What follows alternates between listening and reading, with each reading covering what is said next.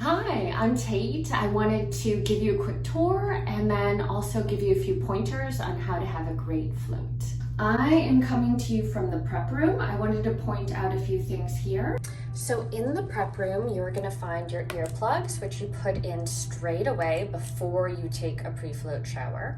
Always take off your makeup before you float. And then a little packet of petroleum jelly you can use to cover any areas of sensitive skin, or if you have a little small cut or abrasion. It just serves as a protective barrier against the super salty water.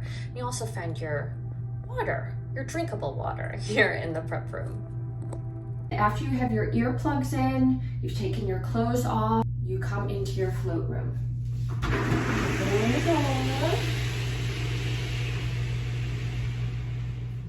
Hi, we're in the float room. I wanted to point out a few things about what we call the float pod. It is filled with 10 inches of water, which is about 185 gallons, and 1,000 pounds of Epsom salt. So that is what makes the water super dense. So when you lay back, you are going to float effortlessly. Some people doubt that because they have difficulty floating in a pool. This is nothing like a pool. The specific gravity is about 1.275, which means that it's about 27.5% more dense than tap water. So you are less dense, hence you're gonna float on the surface of this water. When you lay back, the water is gonna come right above your ears. So if you think about a line being drawn down the middle of your body this way, the top portion of your body is going to be above the water. So your face, your chest, your belly, the tops of your legs are all going to be above the water. As far as comfortable floating positions, this really varies for everyone. I like what's called the goalpost position. I sometimes also put my hands behind my head. I'll sometimes stretch a little. Having difficulty letting go of the tension we hold in our necks. That's where most of us hold a lot of our tension. We've also spent a lot of time over computer, so we have this forward flexion of our neck.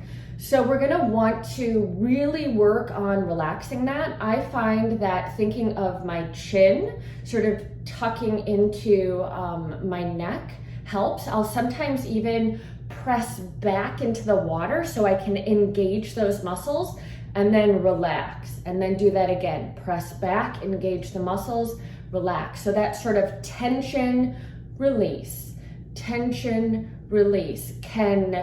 help you understand what a relaxed state feels like. And that's what this is all about, getting the mind, the body very, very relaxed, which might be new to some of us. So this is the other thing. There are motion sensors in this room. Let me turn them back on. So once you are in the float tank, the lights in the room are going to slowly fade off. So you've got 2 minutes, I believe, from the time you get in to get yourself settled, and then the room lights will slowly fade off. There is a light in the back of the float tank that is controlled manually by you using this remote. On, off, bright, dim. So I'm gonna go ahead and click that off. I'll click it back on, and then you can dim it down and brighten it up. I like to float with the tank light off, but that's really personal preference. I've had clients floating here for 5 years who always leave the tank light on, and they find that very restorative and relaxing. I much prefer the dark. This is in a waterproof case, so it's fine if you bring it in with you. The first time you float, you might want to even float with it on your chest so that it's here as like a safety blanket. You can turn the light off and then quickly turn it back on if the complete darkness isn't for you. Let's also talk about the lid. So you can fully sit up when you're in the tank. So it's quite spacious. It's about 7 feet long and 5 feet wide, and probably 4.5 feet tall at the tallest. So what I do, and let's see if we can Might have to flip this down a little bit. To get in, I hold on because I like to be super safe, and I want you to. I don't want you slipping. The Epsom salt solution is a little slippery. That's just the nature. Epsom salt is magnesium sulfate. So the magnesium, once it dissolves into the water, the liquid becomes a little silky, which is super good for your skin, but it is a little slippery moving in and out. So hold on, step over. So I'm going to be standing in there now. I reach up, grab the handle, and then as I'm sitting down, I pull the lid closed. The lid is manual, so you can open it at any time. It's not difficult to open and close. My son started floating when he was about 6, and he was able to manage this lid all on his own. I much prefer the lid closed. Again, I have a number of people who float with the lid open. I get a little cold when I float with the lid open. This float pod is designed to have the lid closed. It keeps the temperature more regulated, which I prefer. But again, it's personal preference, and you can change your mind halfway through the float. So you can start with it closed and then say, nope, that's not for me. I'm going to open it.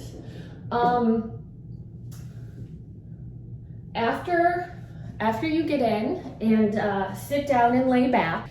So after you get in, I like to sit down as I'm closing the lid. I turn the light off, I lay back, and then what I do is I reach out and I center myself in the middle of the tank, because when I step in, sit down and lay down, I disturb the water a little bit and it starts moving, right? And then I start moving since I'm floating on the surface of the water. And I like to be very still. So what I do is as soon as I get in and lay back, I reach out, I center myself, I take a few deep calming breaths, I wait for the water to become still, and then I slowly move into my float position, which, as I mentioned before, is either like this, or like this.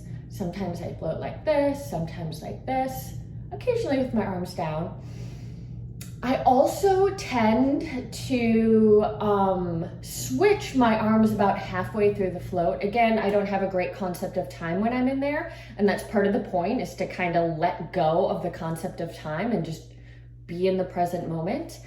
But I'd say about halfway through the float, I tend to change my arm positions. I'll sometimes do a little stretching, and that's perfectly normal. You'll know the float is over when you hear a series of chimes. I'll play them for you now.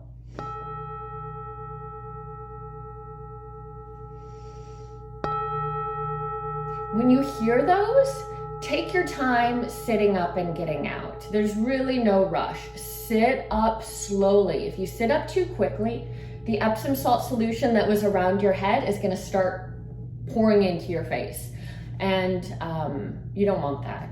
You want to sit up slowly, and then you want to get out the reverse of how you got in.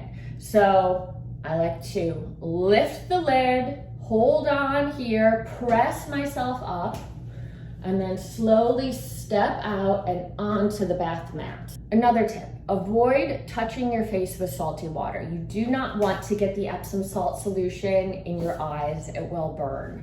If that happens, there is a towel right here you can use to pat your eyes dry. Sometimes, if you've gotten a lot of it in your eyes and it's stinging, you're gonna wanna get out, get into the shower, flush your face off, pat it dry, and get back in.